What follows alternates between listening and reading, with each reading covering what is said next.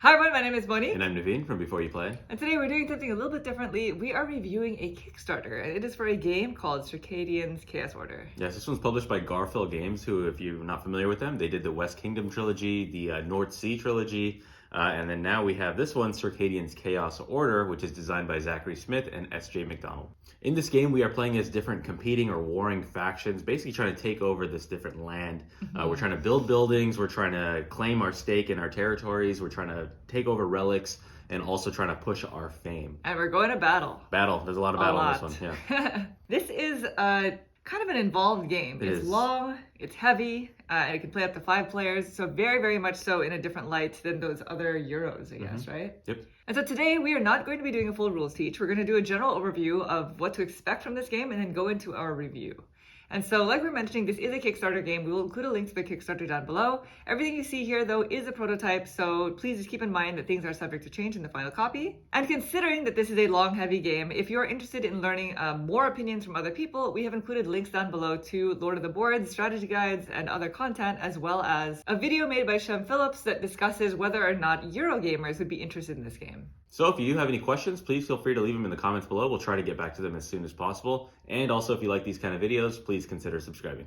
And with that, we are ready to begin. So if you'd please direct your attention to the center of the table, we are all set up here technically for a 2-player game of Chaos Order.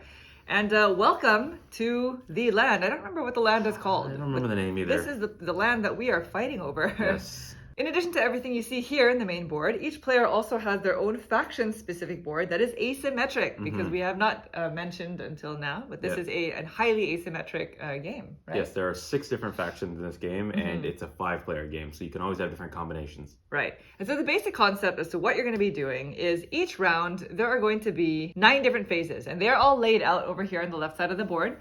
We're just going to be going through every single phase in this order, every single round, for a maximum of 6 rounds. There are ways that the game can end before the 6th round happens.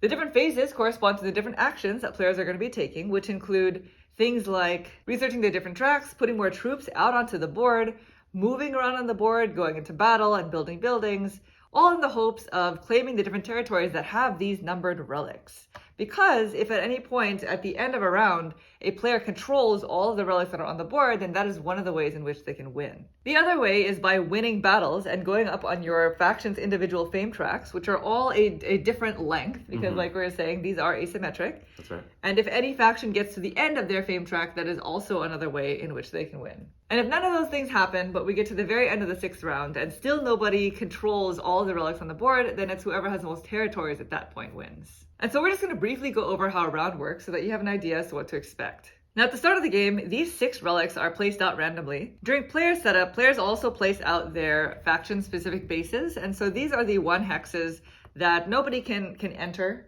Troops are going to spring from those areas and move out, but nobody else can enter those bases. Yeah, essentially you always have a fallback point, so you're never completely wiped off the board. Right. We each also start with a leader on the board, and each faction has a specific number of leaders, and leaders are basically strong versions of their troops. And that's pretty much it as for setup.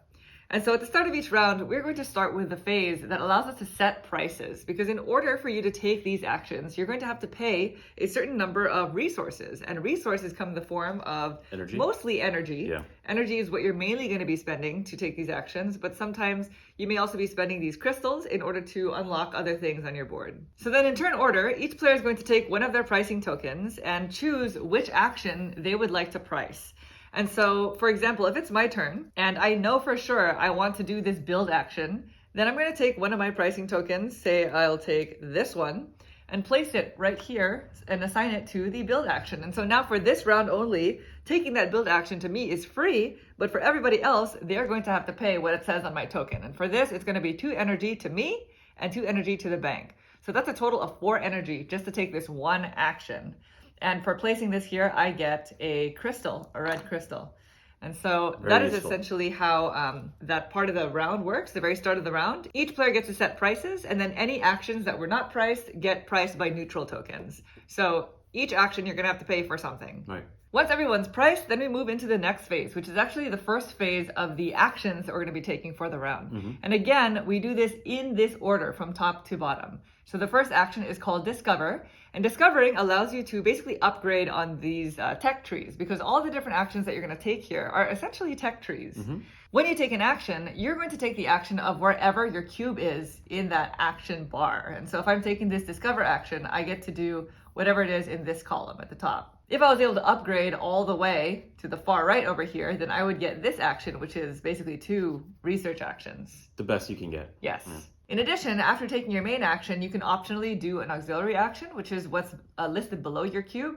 And this is always usually paying for something in order to get something in return, and they're usually optional, or always optional. They're always optional, yeah. And so taking this Discover action allows you to do a research, which is essentially choosing one of these tracks and moving your cube 1 space forward. And so if I were to take this action and move my cube 1 space forward on this track, then I would get what it says here immediately, which is either 2 energy or a crystal. And then I would get to decide if I want to take my auxiliary action, which is spending 2 crystals for an additional research. The next type of action gives you a certain number of build points, which is listed above here, in order to build buildings as well as foundations.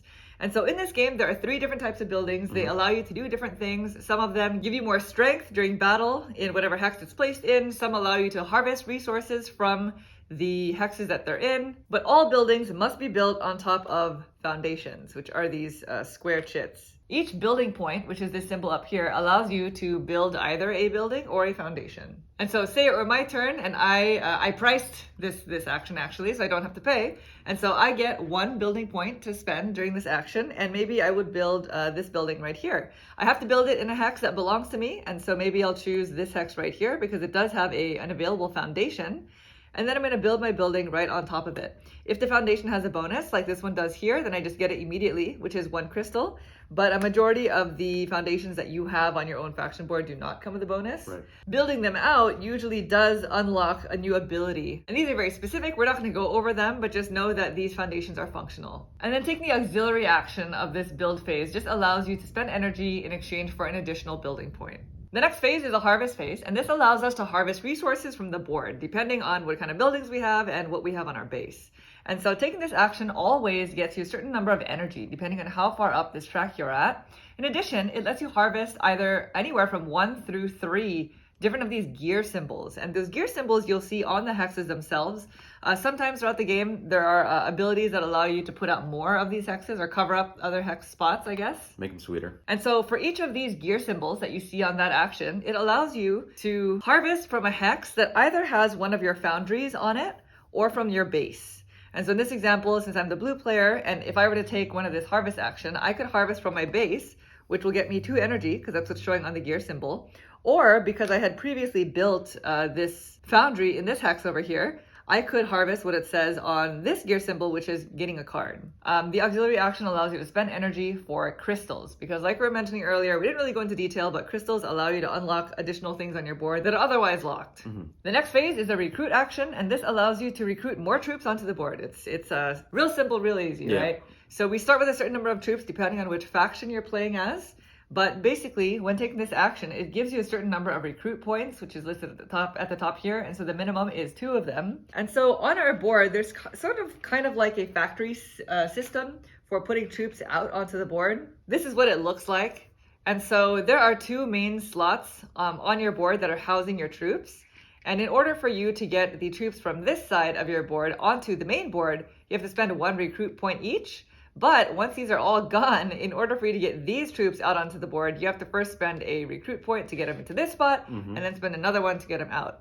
You can fast track them by spending an energy in addition to a recruit point. If I could do that, then I would get them straight out from this spot. But that's essentially how recruiting works. And all of your troops go straight to your base when you first recruit them. The auxiliary action for this phase allows you to spend energy in exchange for putting out a leader. And we briefly mentioned this earlier. Leaders are like much stronger versions of your troops. They help a lot during combat. And they also have special abilities depending on which leader you put out. And there are leader cards that each faction gets that detail all the stuff that their leaders can do. But that is the main way in which you're going to be getting those leaders out onto the board. And finally, the last major phase of actions in each round is going to be the move phase. And this is how you actually move your troops around the board. Important part of the game. Yeah, very important part of the game. We've recruited, we got our troops out onto the board, and now we must move them to get them into position to go into combat and to claim these relics, right? Yep. Taking this action gives you a certain number of move points, which is listed at the top of your column here. Each move point allows you to take any number of your troops from one hex and move them into an adjacent hex. And so let's say I have 2 movement points. This means I could say take 2 of my troops from this hex, move them into this one, and then take all 4 of these and move these into an adjacent hex. So you can basically pick up troops along the way and drop them off as well. And this includes your leader. But the one caveat to move is a very special rule, which is extremely important to this game, called pinning. Let's just say I were to try to move this way, because I want to get to this number 5 relic for some reason, which would not be smart in this example here. But say I were to move all 5 of my troops, including my leader, into this adjacent hex. Completely abandoning your hex. Completely abandoning this hex, which is all sorts of bad decisions. And then I would want to maybe continue moving this way into this hex. Unfortunately, you get pinned by any opponents that are in the hex that you just entered into. Yep. Basically, what that means is you are required to leave behind a number of troops equal to however many they have. So in this example, Naveen here has 3 regular troops and 1 leader. So I have to leave behind 4 units, which means of all these 5, I can only move 1 unit out of this hex into wherever I wanted to go. In essence, that weakens my position, making it harder for me if I want to move further. It slows you down. We mentioned at the beginning of this video that this is a very combat heavy game. It's quite aggressive, and the reason for that is because after this move phase, we're going to go into combat. And so anywhere that has a hex that has more than 1 faction in it is going to have combat. They're all going to go to war. And they'll always be resolved. Yes, and this is a fairly small board. As you can see, this is a 3-player setup. The more players you add, the bigger it gets, but not by much. And so there's going to be a lot of combat, as you can see.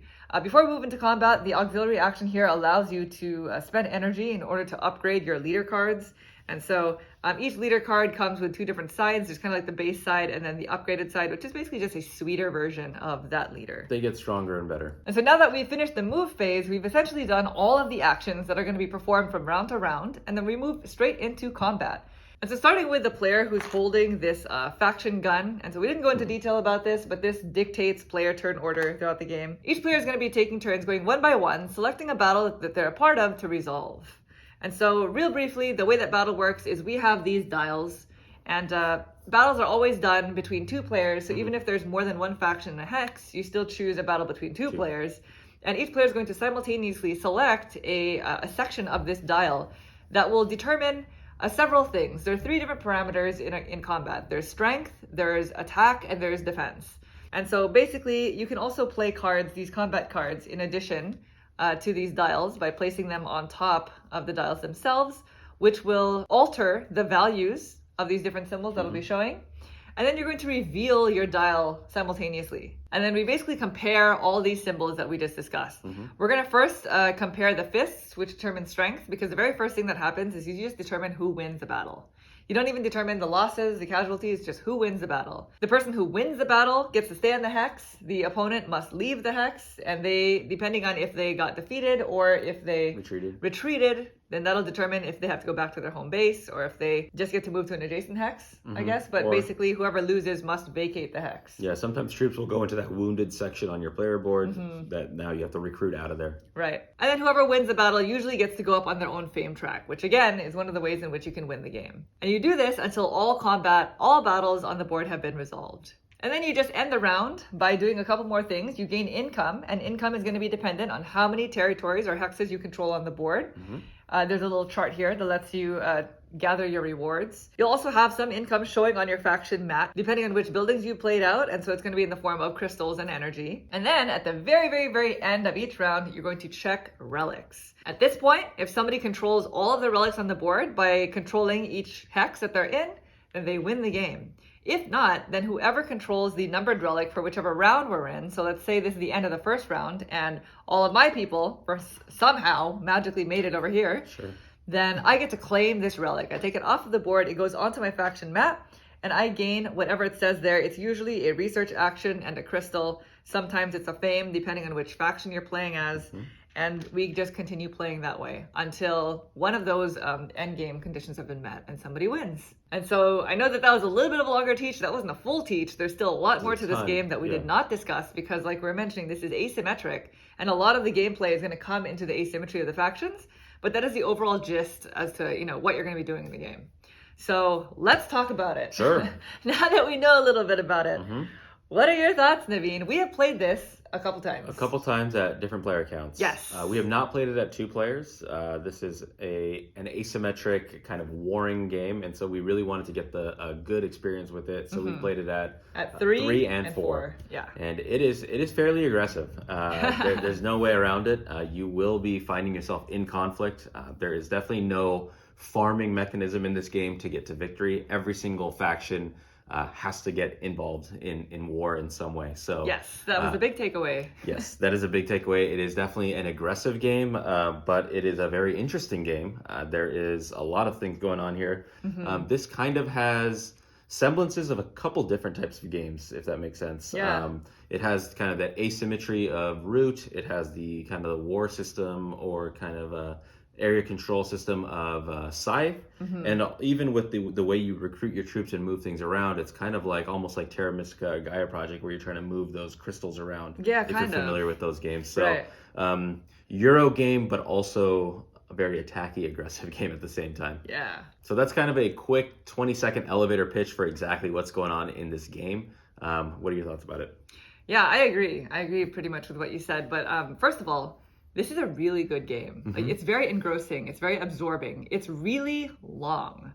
And that was one of the things that drew us to review this game in the first place, because we don't really review Kickstarters. And so we're sort of making an exception for this title because we know how long it is, how much of a barrier it's going to seem to some people. So we'd like to, be able to give our thoughts so that maybe people will have a more informed decision. And so, yes, this game is very, very long. And the reason why is because, usually when you play a longer involved game or just an involved game in general, you're choosing an action to take for the round. In this game, everybody does all of the actions every round. Yeah, unless you don't want to pay that fee, pretty much everyone is going to be taking every single action every single round. Time. Yeah. And you're not going to want to not take an action. Like, if you can pay the fee, you're going to want to pay it to do it because it doesn't feel good to be the only person not taking that action in a round. Yeah, especially if you pass like twice in a row. Yes. It's not a good feeling. And so, yes, it is quite long. We have never played the game out to its 6 rounds because there are many ways, there are many things that are going on in the game that help you end the game sooner. But they've always been at least 3-hour-long games for not getting to the 6th round.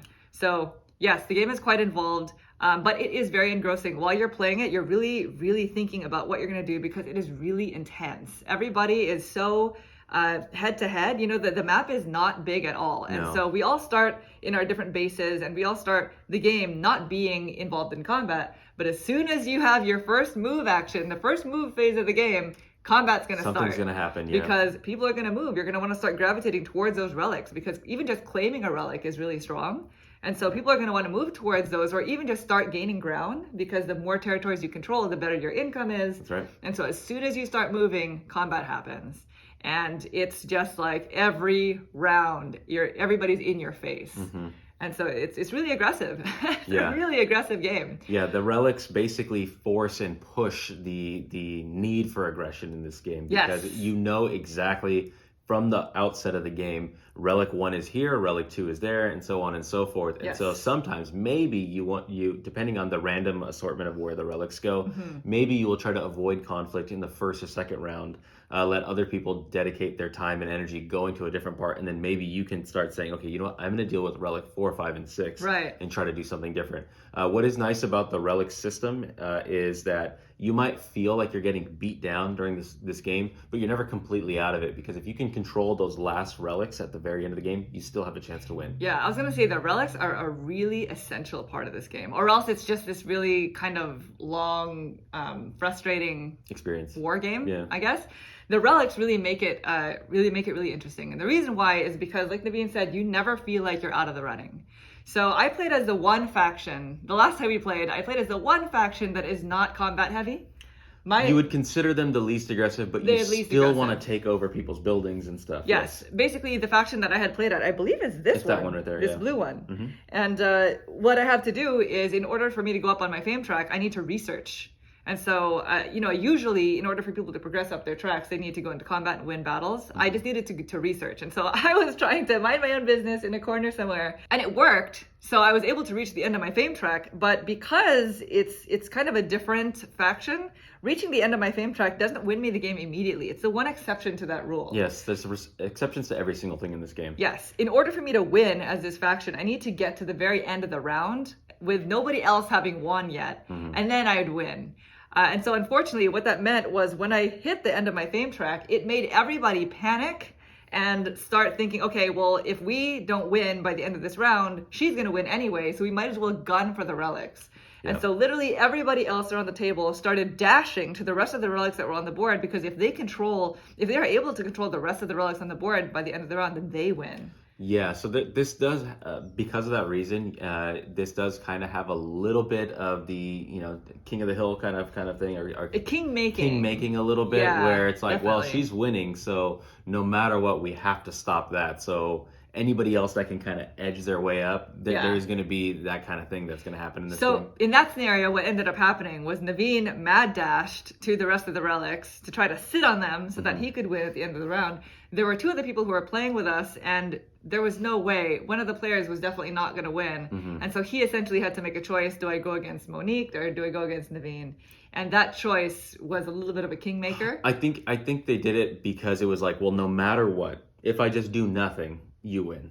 At least this makes it entertaining with the way combat's going to work out, the way things are going to work out. Right. Maybe Naveen loses that combat. So there was a little bit of that element. And I think that tends to happen in war games in general. Especially with multiplayer, higher player count war games, there's going to be some element of this person's not going to win, but what they do is going to determine what happens. So that does happen in this game. But as for that game, I ended up not winning, and Naveen did win because he was able to claim all the relics. So long story short, you are never fully out of the game, which is excellent, because in a really, really long game like this, you don't ever want to feel like, oh God, I'm definitely going to lose and I have an hour and a half left of this game. I'm just going to be sitting here feeding everybody else's, strategies. It's not like that at all. So that is a very, very good thing that this game does. Yeah. In addition to that, just kind of like the smaller mechanics in this game, the resource management is actually also very interesting. Yep. Because there are only two main resources. I mean, you can consider the combat cards technically a resource, but really it's just energy and crystals. And you need both in order to do things that you're really going to want to do, right? Yep. You always need energy. You need so much energy in order for you to take actions, because you're going to have to pay no matter what. Even the action spots that are not priced by players get priced by the neutral tokens. So no matter what, you're paying energy, but the order of the actions matters. Like, if I spend all my energy on that first phase, which is the discover phase, and I didn't price an action that was kind of up there, then I'm going to have to forego the next type of actions if I don't have enough energy, right? That's exactly it. Yeah, the energy economy is very interesting in this game. Maintaining and knowing exactly how much energy you're going to get at the end of the round, so that you can then price going into the next phase or the next round, knowing, okay, I want to price this low because I want everyone to take this action. I'm willing to let everybody take this action. I'm going to price it low so I can get a bunch of energy, so that my next 3-4 actions, I have enough money to then go out and spend and then do exactly what I want to do. And you're really talking specifically about that first part of the round, which is the setting prices. Set prices, yeah. Phase. It's such a detached part of the rest of the round, but it's so important, because setting your prices is really a big mental game. Like, you're thinking about the psychology of, okay, which actions are going to be the ones that people are going to really want to take? Because those are the ones that are going to give me the most energy. And usually the most valuable actions are going to be like the move action, which is the last one in that order. But if you price out that action, you're not going to gain more of that energy from it until the very end, which is not going to give you more energy to take the actions before that. That's right. So that whole pricing actions and gaining energy and spending it economy is super interesting. Yeah, and you kind of look around the table and be like, oh, well, he has only like 3 energy, so so he's not gonna be able to pay me. He's not gonna be able to pay me, and he hasn't selected his, his action token Right. yet. So I don't really know how much they're going to have at that point. Yeah. So it gets very, very interesting. That's probably my favorite part of the game is Yeah. the energy economy. And really just that whole tree of phases that you see on the board itself, that is probably my favorite part of the game. This speaks to the Eurogamer Sure. in me, I guess. Yeah. Because everything that you do has to do with how far you are on the tracks for each phase. And so if you have a faction that is very heavy on research like mine was, then I really want to bump up on that discover phase as far as I can, because it's going to give me 2 research actions per round, essentially. Yeah, you make your actions much sweeter as you move up. So you really are thinking about what is important to you. Is recruiting important to me? Is moving or harvesting? Then those are the actions that you want to make sweeter. And it also depends on where you are in that particular round. Maybe earlier recruiting was really important to you, but now you have so many troops on the board, so now you have to bump up on different actions in the right sequence in order to take the right actions at the right time. Yes, exactly. And so all of this can lead, by the way, to a ton of analysis paralysis, which is something that is not ideal. This is probably the part of the game that makes it most frustrating for me. And it's also the main reason why the game can run super long. And that's because every single action that you take is going to be both a strategic move as well as a reaction to something that somebody else did.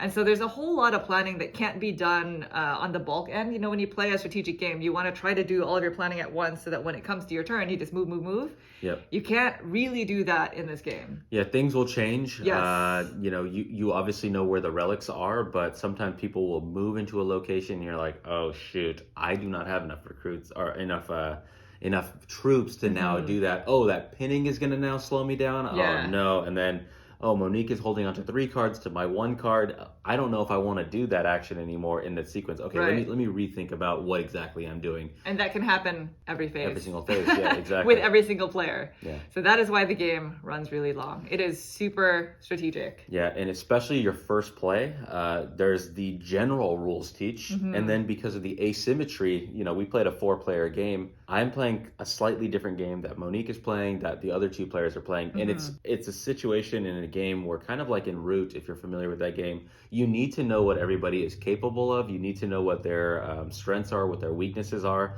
So not only did you have to go through the entire rules teach, which can be quite long, but now you have to go and learn your own faction and learn the other 3, potentially 4 factions if you're playing the full 5-player game. Right. Because you can't just play into somebody else's hand. That's in a 2 to 4 hour game. You want to be kind of sharp and know exactly what you're going to get yourself into. Okay, so let's talk about the asymmetry a little bit. Sure. The thing that's nice about this game is the general gist of how the game is played is always the same. The factions are going to be asymmetric in the leaders, the faction abilities, which is not something that we discussed. They're actually listed on these cards. Yep. And these are upgradable also, by the way. The things that make the factions asymmetric are upgradable to make them sweeter.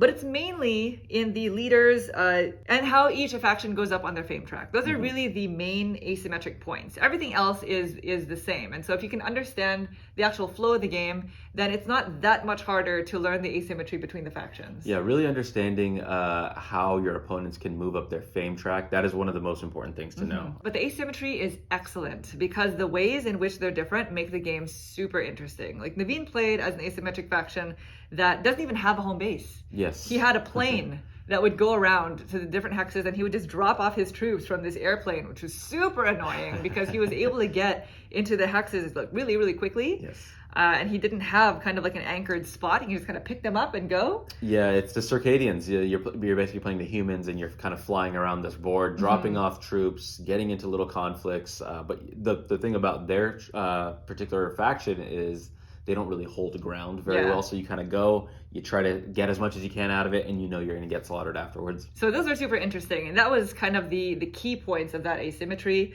I talked about my blue faction and how they're more research heavy. They don't really care about winning combat. Some factions allow that faction to set up shop in the lakes. Some are a lot more combat heavy. So it really just depends on the faction that you're playing. But in general, I think the asymmetry is really well done in this game. I was really, really excited about exploring the different factions.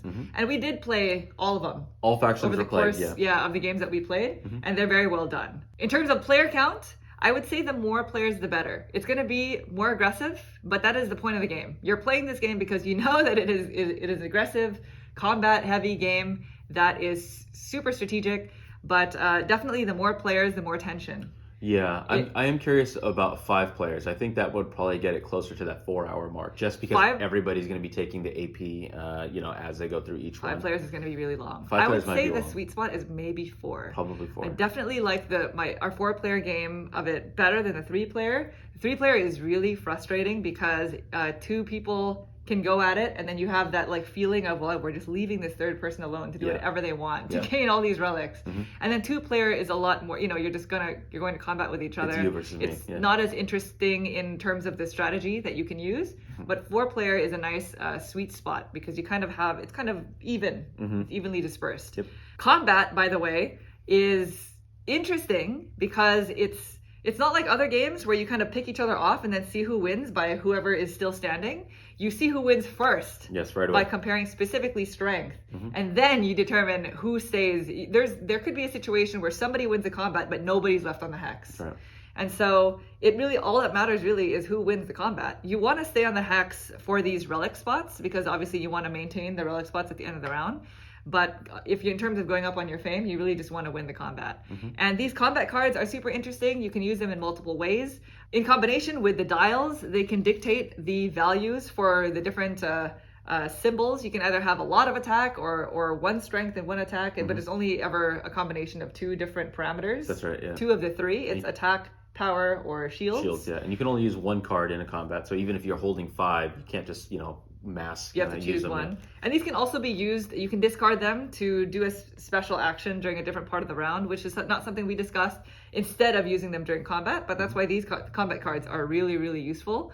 I will say, though, that there is a section of the combat dial that allows you to roll this combat dice. I hate this combat die so much. And the reason why is because this game is super long and super strategic, and you're really like counting the number of troops that you have, and the different actions allow you only to put out a certain number. It's really calculated. Yeah. Just for you to go up against somebody who rolls this die, giving them an extra 4 strength, and suddenly they win the combat. Oh my god, I hate this die so much. Especially if you've selected on that wheel, you've paid the resource, and you're also rolling dice, so you're both rolling dice. Yeah. And just you happen to roll bad, they happen to roll good. That's the end of that. I hate the die. For some people, frustrating. it might be exciting. It might make it so that you're not calculating every single thing in this game. You're leaving something up to chaos and something up to an exciting roll of the die. Yeah. But for me, it was just super frustrating because everything is so calculated except for this. Suddenly you roll this, and then all your plans get foiled, right? Yeah. So anyway, it just takes 1 extra fist to win the entire battle. So, if you've calculated how many troops need to be in an area, how did you move into that area, and you're edging out your opponent, and they happen to roll the 4 fist, and you roll the 1 fist, and now they've got the win. So it does get frustrating. That's happened to all of us, and we always laugh. We laughed about it by the end of it, but that is a frustrating part of the game. At the end of the day, my main takeaways are this game is really excellent, but you need to know what you're getting yourself into in order for you to know fully if you're going to enjoy it. Know that this is a long game. It is very strategic, very well designed, really absorbing, but highly aggressive. So for us, we are more Euro gamers. We do like playing some war games here and there that have some elements of aggression, but this is not a game that we could play often at all. I would probably play this game like once a year because we're more Euro gamers. It's way too aggressive for me. I left the game feeling really angry sometimes. Naveen was really nasty. This game made him do things that he normally would not do because he's a nice man. He was not nice. It happened in that king making thing where everybody saw Monique was killing it. She was doing great. People left their territory, and I saw an opportunity. I was like, "Well, you left your territory." And he went against his word. Makes him do some nasty things. I didn't know they were going to completely vacate a territory. I mean, right. Situationally, somebody left the terrain. It was wide open for me to take a relic, so I took it. Nasty. The game feels very exciting. There are many ways that you can win. You never feel like you're out of the running. And so that is just my 2 cents and how I feel about it. What are your final words? Same. It is more aggressive than I'm comfortable with. Yes. If that makes sense. Yes, it's key. Willing to play it, of course, as long as everybody kind of has a no hard feelings, because you know what you're getting into. Everybody knows you're going to get into combat.